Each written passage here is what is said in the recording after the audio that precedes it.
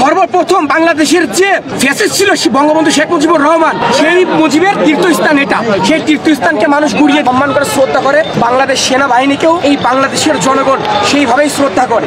Sir, সবার উদ্দেশ্য দেখেন, আজকে সবার জন্য সুখের একটা খবর, হাইকোর্ট থেকে শেখ হাসিনার সর্বোচ্চ মৃত্যুদণ্ড দিয়েছে। তার বিপক্ষে গেল এই সেনাবাহিনী একমাত্র ছাত্র জনতার পক্ষে ছিল, আমরা দেখেছি। স্যার, আজকে সবাই যে কাজের জন্য এসেছে, এটা কোনো খারাপ কাজের জন্য আমি বলবো না। ছাত্র জনতা এসেছে, এটা ছিল একটা ফ্যাসিস্ট, এবং সর্বপ্রথম বাংলাদেশের যে ফ্যাসিস্ট ছিল বঙ্গবন্ধু শেখ মুজিবুর রহমান, সেই মুজিবের তীর্থস্থান এটা, আওয়ামী লীগের তীর্থস্থান এটা। সেই তীর্থস্থানকে মানুষ গুড়িয়ে দিতে এসেছে। এটা মানুষ শেখ হাসিনার ইনস্ট্যান্ট এখন যদি পড়াশি না হয়, আমি দেখতে পেরেছি আমাদের কেন্দ্রীয় সমন্বয়ক ইব্রাহিম নীরবকে বেধড়ক পিটিয়ে তার মাথা ফাটিয়ে দিয়েছে। তার হাতের উপরে চামড়া নাই, তার মাথার এখানে ফেটে সে এখন হসপিটালে ভর্তি। সেনাবাহিনী কিন্তু আমাদের উপর হামলা করে নাই, কিন্তু এখন আমরা দেখতে পাচ্ছি সেনাবাহিনী ছাত্রদেরকে ধাওয়া করছে। স্যার, আপনাদের প্রতি আমাদের সম্মান এবং স্যালুট জানাই যে আপনারা প্লিজ দয়া করে ছাত্র জনতার পাশে অবস্থান করুন।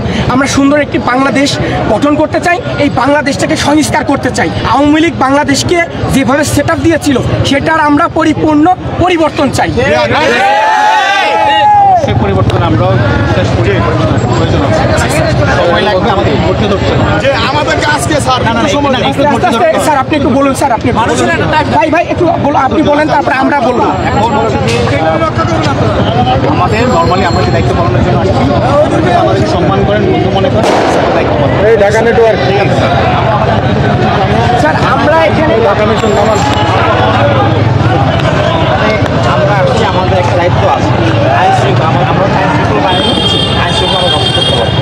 আপনাদের জন্য একটা রিকোয়েস্ট, আপনারা আমাদের অ্যাগ্রেসিভ হয়ে যাবেন, ঠিক আছে? আপনারা আমাদের ঘুরে মারতেছে। আমার এই যে এখানে যারা সবার পায়ে লাগছে, স্যার, অনেকে শিল্ড নেয়, আমাদের উপরে তো আপনাদের আপনাদের উপরে ছাত্র জনতা খেপে না, আপনাদের উপরে ছাত্র জনতা খেপে না।